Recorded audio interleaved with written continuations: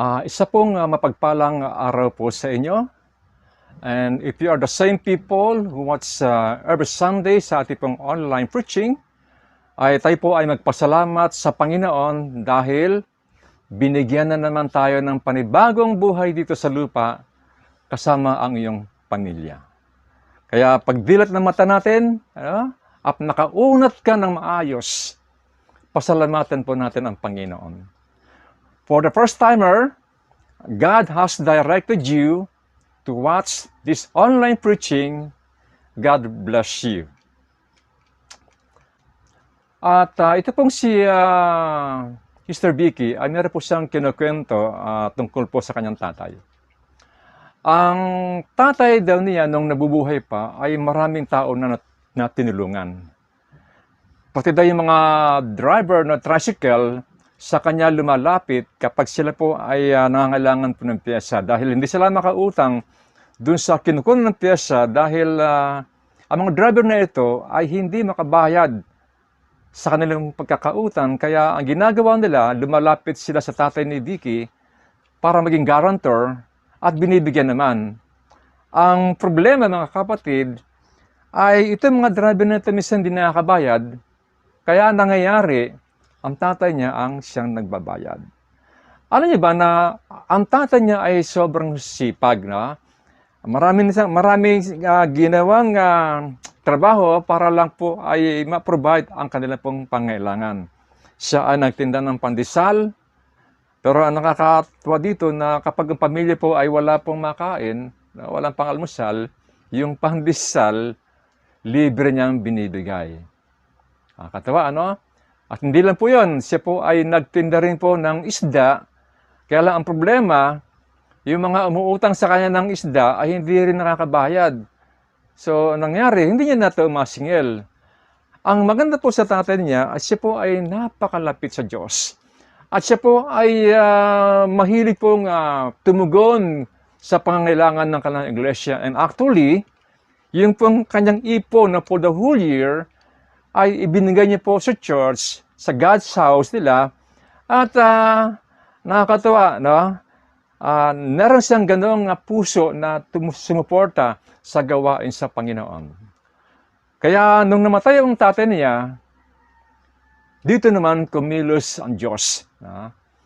Bumuhos ang pagpapala sa burol ng kanyang ama, lahat ng pagkain, even the plates, yung kutsara, tinidor, at iba pang gamit sa burol. Lahat po yan ay na-provide na galing sa labas. Why? Because during that time, ay dahil sa marami silang problema, so wala po silang resources. Actually, wala naman silang balak na, na magpakain. Pero ang amazing po rito mga kapatid, marami ang tumulong dahil ito po ay kilos ng Diyos. Sobra-sobra ang blessings na dumating at nabayaran pa nila ang iba pa nilang pagkakautang. Now, sa ating pong simpleng mensahe sa araw na ito, ang title ay God Cares in Times of Crisis. Paano tumugon ang Panginoon sa mga oras na wala ka ng malalapitan? Alamin natin ang story ng babaeng balo na ito. Sa Ikalawang Hari chapter 4 verse 1, minsan ang asawa ng isa sa mga propeta ay lumapit kay Eliseo. Sinabi niya, hindi po kaila sa inyo na ang asawa ko'y namuhay na may takot kay Yahweh hanggang sa mamatay. Ngayon po, ang dalawa kong anak na lalaki ay gustong gawing alipin ng isa sa mga pinagkakautangan namin. Mabuti sa panahon natin mga kapatid, walang gano'n, na kukunin yung mga anak para maging alipin. At hanggat hindi nakakabayad, manatili ang anak na ito sa kanilang amo at siya po ay ang anak ay magiging alipin. Well, kung ganyan po ang batas sa panahon natin ngayon, baka to si Sister Vicky, kinuha muna ng pinagkakautangan, alipin, hanggat hindi nakakabayad. Now, sino ang nilapitan ng babaeng balo? Si Eliseo. So, ano ang dahilan ng paglapit niya? Ipinalam niya na namatay ang kanyang asawa. Paano namuhay ang kanyang asawa? Ang sabi niya, may takot sa Diyos. Now, ano ang kanyang concerns? Ang dalawang anak niya ay kukunin ng isa sa mga pinagkakautangan. Ibig sabihin, o sa madaling salita, marami pong pinagkakautangan ang kanyang asawa bago namatay. Pero hindi ibig sabihin, mga kapatid, siya ay hindi marunong magbayad, no? Or siya ay balasubas. Why? Because there's no way for him to pay the debtors, kasi patay na nga siya. Sa Bible, marami ring talata na ang balo ay dapat bigyan ng special care or attention, lalo na sa mga pangailangan nito. At may batas dito para pangalagaan ang mga balo. Tingnan po natin, no, sa Deuteronomy chapter 14 verse 29, bibigyan din ninyo ang mga dayuhang kasama ninyo, ang mga ulila at ang mga balo. Kapag ginawa ninyo ito, pagpapalain kayo ni Yahweh sa lahat ng inyong gawain. So may promise pala dito, mga kapatid, no? Kapag binigyan mo o tinulungan ang mga balo, ang promise, pagpapalain sila ng Diyos. Kaya kung meron po kayong kilalang balo, no, tulungan po ninyo. At panghawakan niyo po yung promise ng Panginoon. Oops! Hindi po ito applicable, no? Ito po ay applicable lang sa mga balo, no? At hindi sinabi rito na yung iniwan ng asawa, no, ay kasama dito, no? Yun lang po mga widow, no, ang sinasabi po rito. Hindi po ang iniwan ng asawa. Deuteronomy chapter 24 verse 19, kung sa paglilipit ng ani ay may maiwan kayo mga uhay, huwag na ninyong balikan. Huwag na ninyong babalikan iyon. Hayaan na ninyong mapulit iyon ng mga dayuhan, ulila at mga biyuda. Sa ganoon, pagpapalain kayo ni Yahweh sa lahat ninyong gawain. So, inulit po rito yung promise. Okay? So, kagaya po na aking itinurong nakaraang the previous Sundays, no, sa the book of Ruth, si Ruth na biyuda ay nasa likuran lang siya ng mga gumagapas. No? Hindi siya sinasaway ng mga gumagapas. Why? Because it is a law. No? Batas po ito sa panahon nila. Yung mahulog na uhay ay hindi na pinupulot ng mga tagagapas. At ang kumukuha nito ay ang mga balo at ang iba pang mahirap na tao. Ikalawang Hari chapter 4 verse 2. Ang sabi ni Eliseo, no, ano ang maitutulong ko sa iyo, no? Ang tanong ni Eliseo. Ano bang meron ka sa bahay? No? Ano bang meron ka sa bahay mo? No? Sagot ng babae, wala po, maliban sa isang boteng langis. Sagot niya. Sa tanong ni Propeta Eliseo, kung ano maitutulong ko sa iyo, hindi agad sumagot ang babaeng balo. Now, kung tayo tatanungin, ano kaya yung posibleng dahilan kung bakit hindi agad siya sumagot? Okay?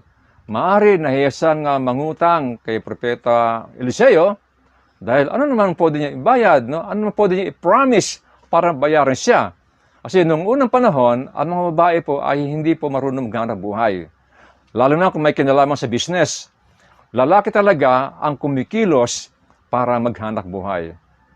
Maaari kaya hindi sumagot dahil alam niya na sa kanyang kalagayan, alam ni Eliseo ang dapat gawin tulong sa mga nababalo at ito'y nasa kautusan.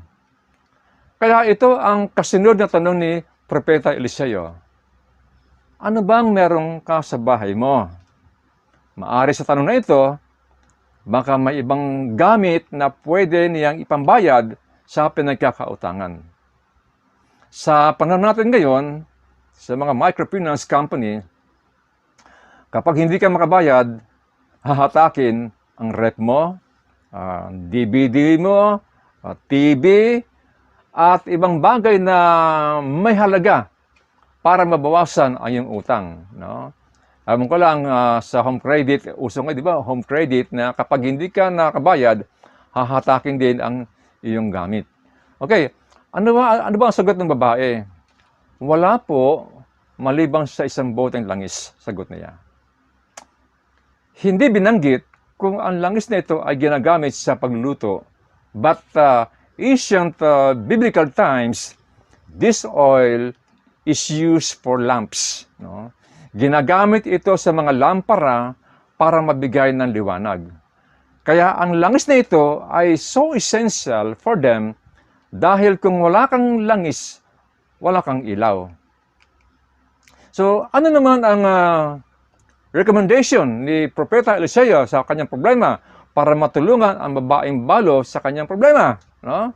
Ang sabi niya sa balo, sa Ikalawang Hari chapter 4 verse 3, sinabi ni Eliseo, puntahan mo ang iyong mga kapitbahay at humiram ka ng mga lalagyan ng langis hanggat meron kang mahihiram.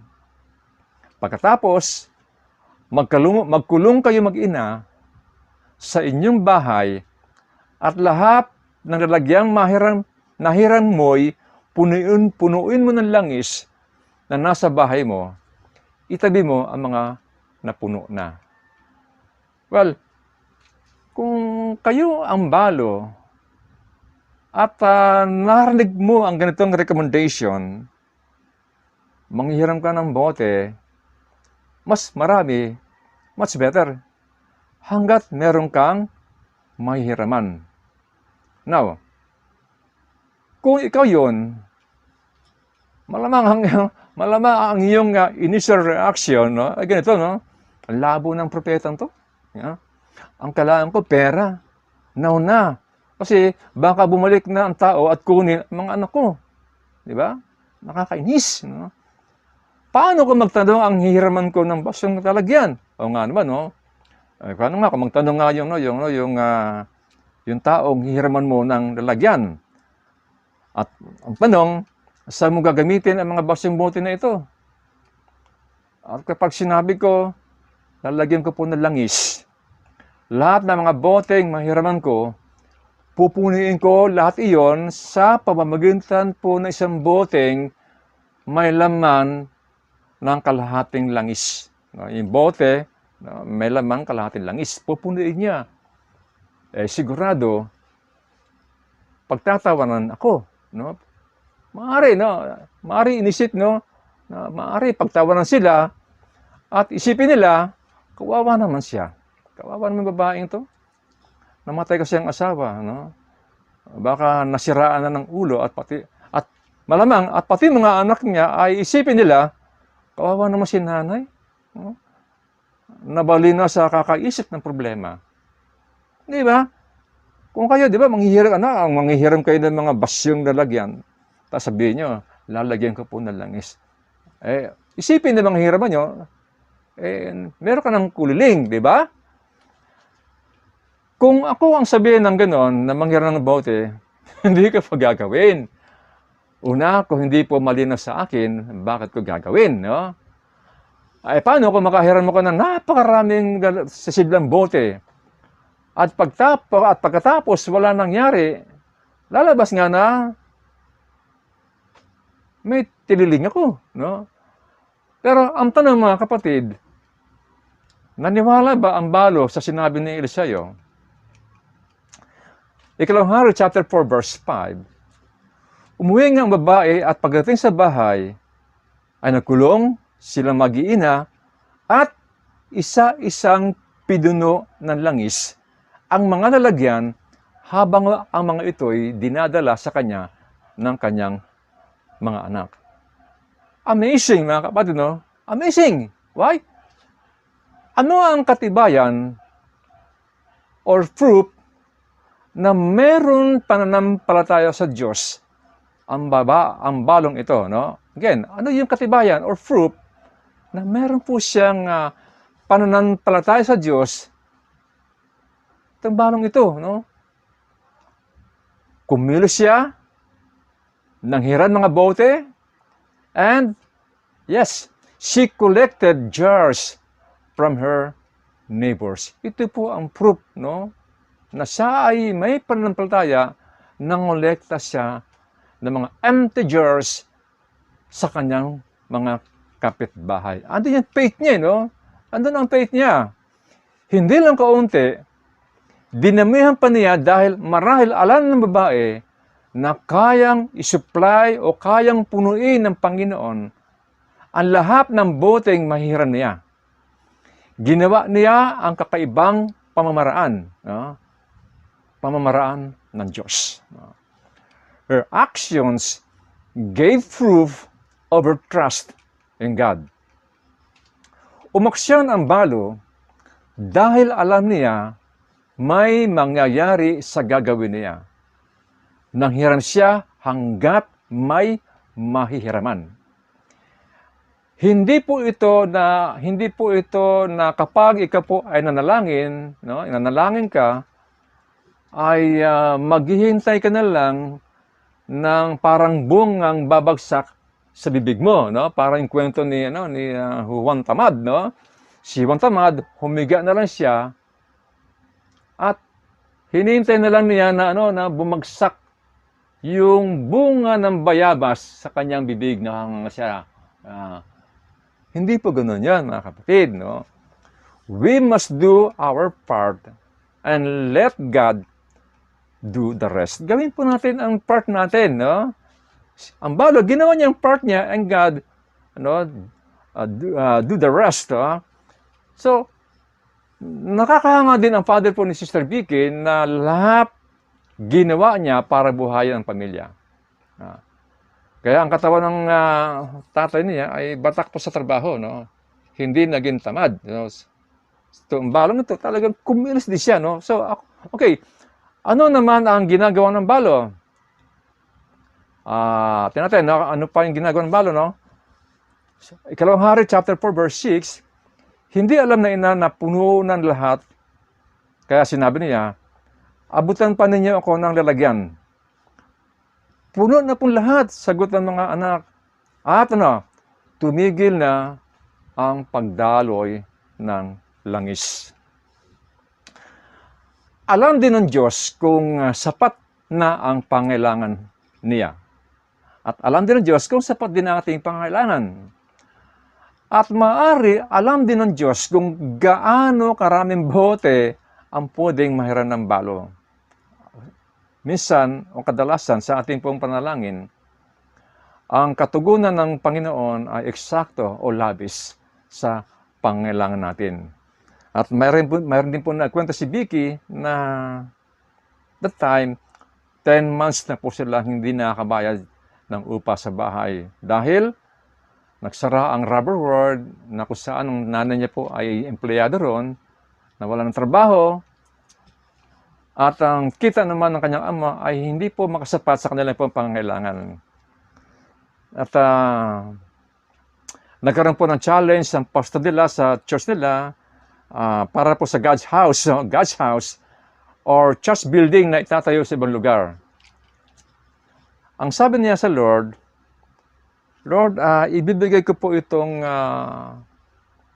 aking pong kaloob para po sa inyo to support yung gawain po sa lugar na yon para po sa inyong tahanan. Kayo na po ang bahala sa tahanan namin. At nakakatawa mga kapatid, no? After nabigyan niya yon, isang araw, nagulat si Sister Vicky na may foreigner na nagpadala sa kanyang dollars, no? Na hindi naman niya kilala, no? Nakilala si Sister Vicky dahil sa faith testimony niya na kinukwento ng kaibigan niya doon sa US sa kaibigan niyang foreigner, no? So ang foreigner na ito ay inspired sa testimony na yon. Kaya sabi ng foreigner, I want to bless Vicky. Nung natanggap ni Sister Vicky ang pera, ang sabi niya, Lord, kulang pa ito pambayad sa 10 months namin. Kasi 10 months ay malaki yun, no? Siguro baka yung pinadala ng foreigner ay good only for, let's say, 5 months, no? Sabi niya, hindi muna niya ito ibibigay kasi nga kulang. Pero, on that day, no, nagkaroon po ng problema. Ang tatay niya po ay na emergency, na ospital, at yung perang binigay po sa kanya, pinambayad po niya sa hospital. Kaya lang, sadly, ang tatay niya po ay namatay. But you know, yung dollars na natanggap niya na pambayad sa 3 months, sa 10 months na pang-upa, na kulang pa, after po na mailibing ang kanyang tatay, ang nakakatawa mga kapatid, no, nabayaran nila lahat ang kanilang utang. In 10 months na delay na upa nila, nabayaran po nila. So ito po yung karugtong ng unang kwentong sa inyo kanina, na yung ginawa ng tatay niya ay, alam niyo ba, na hindi po nakalimutan ng Diyos. Gaya po ng ginawa ng Diyos sa propeta na asawa po ng Balo. Now, balik tayo sa babaeng Balo. Walang binanggit kung gaano karaming sisidlan ang nalagyan ng langis, pero sigurado sapat ang mga ito sa kanila pong pangangailangan. Sa ginawa ng babaeng ito na manghiram ng napakaraming basyang sisidlan, yes, again, maaaring nga pinagtatawanan siya, at ito po ay akin na pong assumption na yun din, siya po ay pinagtawanan. Pero ito pong aking kukwento sa inyo, ito po ay isang legit o totoong kwento na sila po ay pinagtatawanan. Last Friday po, ako po ay umattend ng conference ng Internal Cleansing Program ng PNP, no, Philippine National Police, via Zoom. No. At habang pulis na ito ay nagkukwento, nabasa ko sa chatbox, no, marami ang na-inspire sa kanyang kwento. At may naiyak pa. No. Siguro sa sobrang tuwa sa nangyari sa mga pulis na ito, na nagpasimula ng gawain ng Panginoon sa mga kapulisan. Panahon ni President Ramos noon, at halos lahat po ng mataas na opisyal ng kapulisan, no, sa mga general, no, ay inalis. Why? Dahil sa hindi po magandang imahe ng mga kapulisan. And it could be ito mga nasa top position ay involved sa mga gawain na hindi maganda. Itong 4 na pulis na ito ay nag-usap na kailangan gumawa sila ng paraan para mabago ang masamang imahe ng kapulisan. At naisip nila, baka pati sila ay maalis sa pwesto. At that time, ang kanilang mga ranggo ay mga kapitan. So, ang ginawa nila, sila po ay nagpasimula ng Bible study sa loob. No? Kaya lang, pinagtatawanan daw sila. Pulis, no? Nagba-Bible study sa loob ng opisina. No? May nakapansin na isang mataas na opisyal sa ginagawa nila. At ang sabi sa kanila, ituloy niyo ang ginagawa niyo. Maganda yan. Yeah. Yung 4 nito, na-inspire sila kasi merong nag-comment sa kanila, no? Hindi sila pinagtawanan, pero ang nangyari, nag-comment pa sa kanila, no, na tuloy daw nila. And true enough, no, God honors their actions. Why? Lumagana po ang kanilang ginawa, at ang amazing dito mga kapatid, ito po ay nakarating sa taas, no? At ang ginawa po nito ay ginawa itong batas ng dating Pangulong Ramos. At take note, hanggang ngayon, ito po ay nagpapatuloy. Actually, ako po ay isa po sa volunteer. So, life coach po ng isang squad. Okay. Ang mga pinatatawanan, no, na mga dating kapitan, alam niyo ba, sa ngayon, no, dati kapitan sila, ngayon, lahat sila ay mga general na. Nakakatuwa, no? Si Lord, ano, promote sila. No? Sila ay nakatanggap ng promotion from the Lord. At ang nagpasimuno nitong dating kapitan, ngayon siya po ay si Police Lieutenant General Cesar Binag. Grabe po ang naranasan pagkapala ng taong ito dahil sa pagsunod niya sa Panginoon. Maraming bansa na siyang pinuntahan dahil siya ang pinapadala. Maayos ang pamilya, lahat ng anak nakapag-aral, at ang kanyang pamilya pinalaki niyang may takot sa Diyos. No? Nakakatawa mga kapatid. No? Ako din, habang pinapakinggan ko yun, parang naluluha din ako. No? Grabe, no? Grabe ang ginawa ng Panginoon sa general na ito. Siya po ang main speaker namin kahapon at siya lang po talaga nagsalita. No?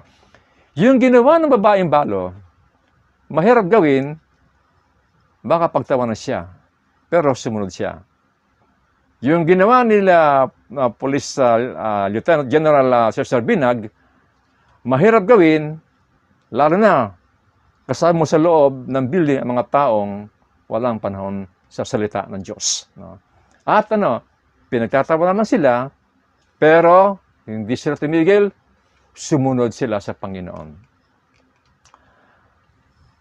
Maari tayo din, mga kapatid, may pinapagawa ang Panginoon, kaya lang, susunod din ba tayo? Ang desire ng Panginoon ay maging matagumpay tayo, kaya lang, we must put our faith in action. Ang problema, baka hindi pa talaga dumadating sa atin ang faith, kaya hindi tayo makapag-aksyon. For example, sa Joshua chapter 1 verse 8, may sinabi ang Panginoon kay Joshua, huwag mong kaligtaang basahin ang aklat ng kautusan. Pagbulay-bulay mo iyon araw at gabi upang matupad mo ang lahat ng nakasad doon. Sa ganoon, magiging masagana at matagumpay ang iyong pamumuhay. Ano yung pangako rito mga kapatid? No? Pag ginawa mo yon, sa ganoon, magiging masagana at matagumpay ang iyong pamumuhay. Kaya po mga kapatid, no, kami po ay paulit-ulit na nagsasabi sa inyo na basahin po natin ang ating pong Biblia. Dahil nandiyan po andyan po ang mga pangako ng Diyos. Ang tanong mga kapatid, ginawa ba ni Joshua ang sinabi ng Panginoon? Yes. Anong fruit? Pinagpala siya. Lahat ng laban nila, sila po ay nagtagumpay. At ano ang kanyang famous line? Sa Joshua chapter 24 verse 15, but as for me and my family, we will serve the Lord. Maaari, para sa iyo, mahirap gawin yan. For you, no? Maaari, mahirap gawin yan. Wala akong time. Nakapagtawanan ko. Nakapagtawanan ako. Baka hindi totoo yan. Mahirap intindihin. Maaari sa babaeng balo, sa una, hindi niya maintindihan bakit ganun. Kailangan pa niya manghiram ng basyong lalagyan. No? Sana, pahiramin na lang siya ng pera. No? Yun ang usually, normal thinking po natin, kapag tayo lumapit sa tao, tayo may mga pangailangan, usually, hihiram tayo ng pera. Pero dito po ay out of this world. No? Manghiram ng mga lalagyan ng basyo. Pero, nakakatuwa, sumunod siya, maski mahirap. Ikalawang hari, chapter 4, verse 7, pumunta siya kay Eliseo, ang likod ng Diyos, at isinalaysay ang nangyari. Sabi ni Eliseo sa babae, ipagbili mo ang langis at bayaran mo ang iyong mga utang. Ang matitira ay gamitin ninyong mag-ina. Well, for sure, yung sobrang pera ay sapat na para sa lahat ng kanila pong pangailangan upang mabuhay ang pamilyang ito. No? Sapat na yun. At ano pa, yung testimony din, no, sa mga taong hiniraman nila ng basyong lalagyan. No?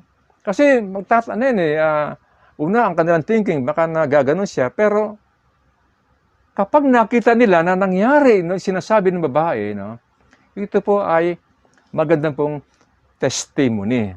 Kaya tayo po, di ba, kapag ikaw ay pinagpala ng Panginoon, di ba, nagbibigay tayo ng testimony so that others would also, they would also be inspired, no, with your testimony. No? Kaya it could be na nung makita ng kanyang mga hiniraman ng bote na sila po ay pinagpala ng Panginoon, maaari sila din ay maniwala sa Panginoon na sinusunod ng babaeng balong ito. At maaari din, no, sa ibang tao, kapag nakita nila na yung testimony ng buhay natin, na tayo sumunod sa Panginoon, pinagpala, ito po ang mag-aakay sa kanila na sumunod din sa Panginoon. At maaari din, mga kapatid, yung buhay nila ay tumaas din ang kanilang antas. Ang antas ng kanilang pamuhay, marahil ay tumaas din. Why? Dahil ang Diyos ang nabigay. At kapag ang Diyos ang nagbigay, hindi maaari, no? Di ba, kapag binigyan ka ng Panginoon, hindi maaari na ang puso mo, no, ay magsasabi na purihin ka, Panginoon. Di ba, nagpapasalamat talaga tayo, di ba? Kapag kayo ay nakatanggap ng pagpapala sa Panginoon. Di ba, ang ating initial reaction, Panginoon, maraming salamat po. Di ba? Nananay ko pagka nakatanggap ng kahit na 50 pesos yan, purihin, salamat sa Diyos. Yun lagi, salamat sa Diyos, di ba? Then, maliit man, mahalaga, malaki, dapat palagi tayo nagpapasalamat sa Panginoon. And how did the widow respond to the problems? Una, she seeks the advice from godly people. Pumunta siya kay Eliseo para humingi ng advice. Pangalawa, she put her faith into action. Proof, siya po ay nanghiram. No, ito ay katibayan na siya po ay may pananampalataya sa sinasabi sa kanya. Number 3, she asked for direction. So, nung napunan na po yung mga lalagyan ng langis, nagpunta siya kay Eliseo, tinanong niya kung gagawin, di ba? So, nabigyan ng direksyon si Eliseo. So, this story shows us how much God cares for His children. Yun po ang katotohanan, mga kapatid, that no problem is too great that He cannot answer. Totoo po yun. God cares for you. Ikaw yun, kapatid. Nanonood ngayon, no? Wait ka lang. No? Baka isang araw, kapatid, no? May surprise sa iyo ang Panginoon. No? Ang hiling lang na sa iyo, ang kanilang kahilingan sa iyo, magtiwala ka lang. No? At meron pong encouragement ang Panginoon sa kanyang po mga disipulo sa Lucas chapter 12. Sabi rito, chapter 12, verse 6 to 7, hindi ba't pinagbibili ng 5 maya sa halaga lamang ng 2 salaping tanso? Gayunman, kahit isa sa kanila ay hindi kinalimutan ng Diyos. Maging ang buhok ninyo'y bilang niyang lahat. Kaya't huwag kayong matakot, higit kayong mahalaga kaysa maraming maya. Mari sa atin, maya lang naman yan. Di ba? Walang halaga. Pero dito, mga kapatid, itong mga mayang ito ay walang halaga, pero sila po ay pinapansin at inaalagaan o inaaruga ng Panginoon. Tayo pa kaya na kanyang nilikha na wangis niya na hindi bibigyan ng atensyon o tutugunin ang ating pangailangan? Sabi nga doon, no, pati ang buhok natin, no, alam niya. No? Well, ito po ay figure of speech. Ibig po sabihin po nito mga kapatid, ay alam niya ang kaliit-liitang detalye ng buhay natin. Although alam ng Diyos yan, kasi wala naman posible sa Kanya, bilang ng buhay natin, pero mga kapatid, no, yung the smallest details of our life, alam niya ng Panginoon. Kaya sabi doon, huwag tayong matakot. Sabi niya, higit tayong mahalaga kaysa maraming maya. Pinakita ng balong ito ang kanyang pananampalataya kahit mahirap itong gawin niya. Kakaiba, hindi normal. Sa story sa Bible, siya lang ang gumawa nito. Ibig sabihin na kapatid, after that miracles, hanggang ngayon, wala na tayong nababasa na ang balo ay nanghiram din ng mga basyong lalagyan at pinino ito ng langis na galing sa isang boteng langis. No? Hindi kasi naka-pattern o naka-template ang kilos ng Panginoon. Ayan po ang katotohanan na kapatid. Maaari, iba ang kilos niya sa iyo at maaari din na iba ang kilos niya sa akin. At maaari din iba ang kilos niya sa ibang tao. Ibig sabihin, kaya niyang gumawa ng himala sa buhay mo para sa iyo lang. At kaya din niyang gumawa ng himala sa lahat ng tao. Why? Dahil kilala naman niya ang bawat isa sa atin at wala namang imposible sa Kanya. Kaya lang mga kapatid, may kondisyon. Ipakita muna natin ang katibayan ng ating pananampalataya sa Kanya. John chapter 14 verse 14, you may ask me for anything in my name and I will do it. In my name, ibig sabihin mga kapatid, all our prayers, all our requests are under the authority of Jesus Christ. Now, Matthew 28 verse 18, then Jesus came to them and said, all authority in heaven and on earth has been given to me. This authority is not just for making disciples, but it encompasses all things. Lahat ay sakop po ng kanyang kapangyarihan. He has the power to bless you. He has the power to deliver you from all your troubles. He has the power to stop this COVID-19. He has the power to allow this COVID-19 to continue. And He has the power to give you life and the power to take your life. At ito rin ang sinasabi ni Apostol Pablo sa mga taga-Epeso. Ephesians chapter 1 verses 19 to 21, I also pray that you will understand the incredible greatness of God's power for us who believe Him. This is the same mighty power that raised Christ from the dead and seated Him in the place of honor at God's right hand in the heavenly realms. Now, He is far above any ruler or authority or power or leader or anything else, not only in this world, but also in the world to come. Maganda ang panalangin ni Apostol Pablo sa kanila na maunawaan nila ng lubusan ang kapangyarihan ng Diyos. Itong power na ito na bumuhay muli kay Kristo ay maranasan lamang ng mga taong nagtitiwala sa Kanya. Ang Kanyang kapangyarihan ay higit sa lahat ng kapangyarihan, kaya huwag po tayong mawalan ng pag-asa. Huwag tayong manghina, huwag tayong sumuko dahil ang lahat ng bagay ay nasa ilalim ng Kanyang kapangyarihan. Just put your confidence in Him. Ang babaeng balo ay naniwala sa sinabi ng Diyos sa pamamagitan ni Eliseo kung ano ang gagawin niya. Now, naniniwala ba kayo na ang Diyos noon na gumawa ng himala ay siya pa rin Diyos ngayon? Dapat po tayong maniwala dahil ang Diyos ay buhay pa rin. Ito, mga kapatid, ang malaking pag-asa natin.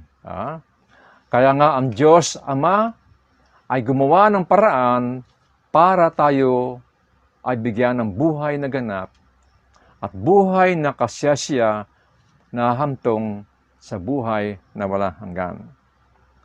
Tanging si Jesus lamang na anak ng Diyos na mula sa langit ay may kapangyarihang gumawa nito. Na parito sa lupa, nagkatawang tao upang abutin tayo. Ganon kadakila, mga kapatid, ang pag-ibig ng Diyos sa atin. Maari, meron ibang dinako ang Diyos sa oras nito to watch this online preaching. Kapatid, this is not the dead end of your life. Marami pang magandang bagay na pwede mong maranasan sa Panginoon. Siya lang ang pwede magpuno sa kakulangan sa buhay mo. Gagawin mo lang, isuko mo ang iyong buhay at tanggapin siya bilang Panginoon at sumunod sa Kanya. Dahil ang pagsunod mo ang magdadala sa iyo ng kalayaan sa lahat ng iyong problema o dalahin sa buhay. Wala pong pwedeng makatulong sa atin, mga kapatid, kundi ang Panginoon. Ang Diyos na makapangyarihan sa lahat. Tayo po ay manalangin. Amang Diyos na makapangyarihan sa lahat. Kami po ay inspired sa buhay ng balong ito. Na kahit mahirap ang pinapagawa sa Kanya, ito po ay ginawa niya dahil na-establish ang faith sa Kanya na meron kang magagawa at ang gagawin niya ay magkaroon ng bunga dahil ang nag-utos, ang nagsalita ay kayo mismo, Panginoon.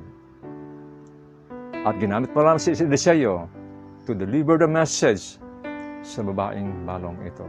Panginoon, maraming bagay po na dito sa lupa na hindi po namin maunawaan sa nangyayari ngayon. Pero ito po ang aming pong pananampalataya. Lahat ng ito po ay hindi po nalilingid sa inyo.